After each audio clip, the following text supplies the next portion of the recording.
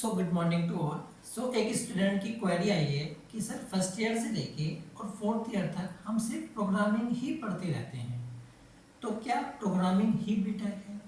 और अगर प्रोग्रामिंग ही बीटेक है तो क्या मैं जो अदर सब्जेक्ट्स हैं उन पे फोकस करना बंद कर दूं या उन पे एक मिनिमम फोकस रखूं, या रखना है तो मैं कितना फोकस रखूं? मतलब कि प्रोग्रामिंग पे हमें कितना फोकस रखना है और अदर सब्जेक्ट्स पे हमें कितना फोकस रखना है।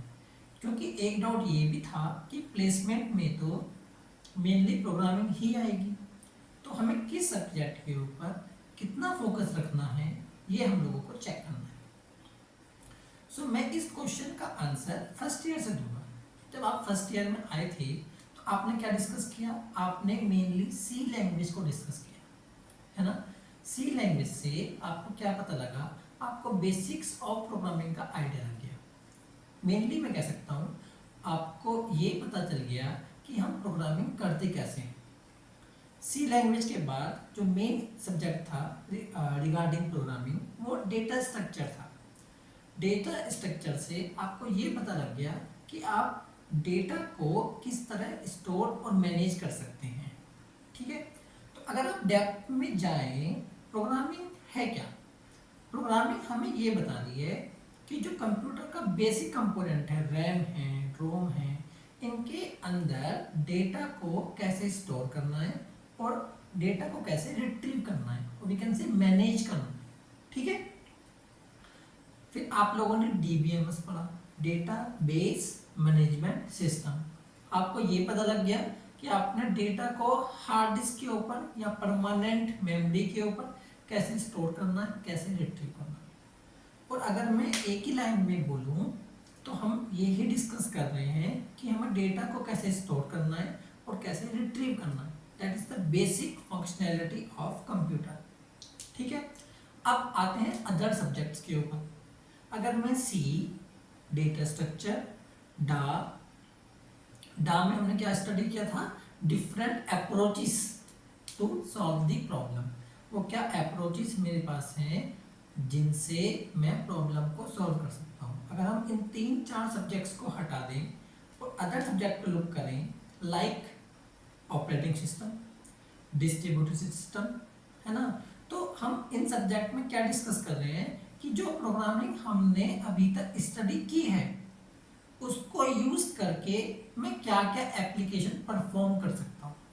ठीक है, अगर हम देखें ऑपरेटिंग सिस्टम क्या है, हमने प्रोग्रामिंग करके एक ऐसा सिस्टम बना दिया जिससे कि हमारा टास्क क्या हो गया? इजी हो गया। एक नॉन टेक्निकल प्रोग्रामर भी अब कंप्यूटर को यूज कर पा रहे हैं। अगर आप और डेप्थ में जाएंगे, हमारा टारगेट ही यही है। हम प्रोग्राम्स बनाते ही क्यों हैं?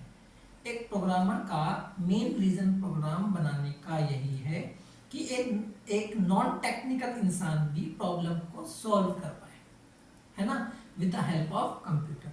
तो जो अदर सब्जेक्ट्स है ना, उनको आप as a application of programming इस प्रोस्पेक्टिव से स्टडी करें। जैसे कि ओएस हो गया, डिस्ट्रीब्यूटेड सिस्टम हो गया, तो आप इन सब्जेक्ट को as a application of computer programming इस प्रोस्पेक्टिव में डिस्कस करेंगे तो आपका इंटरेस्ट आएगा। जैसे अगर मैं ओएस का एग्जांपल लूँ तो how to create process, how to we can say that how to create file, how to manage file, इनके प्रोग्राम्स आप बना सकते हैं। how to schedule the process like round robin and this all things, तो आप इनके programmes बना सकते हैं और प्रोग्राम बनाने के बाद इसको इम्प्लीमेंट कर सकते हैं अपने सिस्टम पे। उससे क्या बेनिफिट होगा? उससे आपका ओएस भी स्ट्रॉन्ग होगा और आपकी प्रोग्रामिंग भी स्ट्रॉन्ग होगी। तो जितने भी सब्जेक्ट में प्रोग्रामिंग नहीं है वहां आपको ये सीखना है कि मैं उसका रिलेशन प्रोग्रामिंग से कैसे बना सकता हूँ। Try to relate other subject with the programming. ठीक है ना, तो इससे दो मेन बेनिफिट होंगे। एक तो आपको प्रोग्रामिंग आ जाएगी और दूसरा उस सब्जेक्ट में आपका इंटरेस्ट आ जाएगा क्योंकि आप उसकी प्रोग्रामिंग स्टार्ट कर देंगे। ठीक है ना, सिर्फ एक सब्जेक्ट ऐसा है कंप्यूटर नेटवर्क जहाँ प्रोग्रामिंग एज सच नहीं है। ठीक है ना, तो कंप्यूटर नेटवर्क के जो बेसिक कंपोनेंट्स हैं वो आपको आने चाहिए। स्विच हो गया, राउटर हो गया, ठीक है ना, बेसिक फंक्शनैलिटी जो है, बेसिक प्रोटोकॉल्स जो हैं, वो सब आपको आने चाहिए, ठीक है। और मैंने लास्ट वीडियो में भी कहा था, programming should be the part of your daily life, है ना।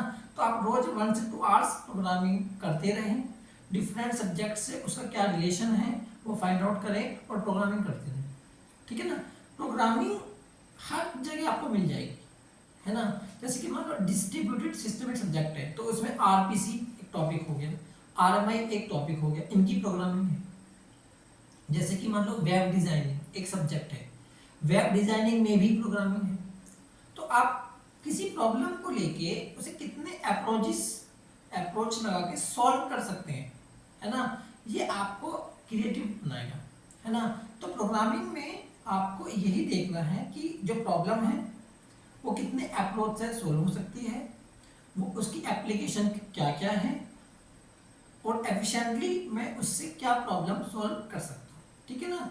तो इससे आपका सब्जेक्ट में भी इंटरेस्ट आएगा और आपकी प्रोग्रामिंग भी स्ट्रांग होगी, ठीक है। Thank you.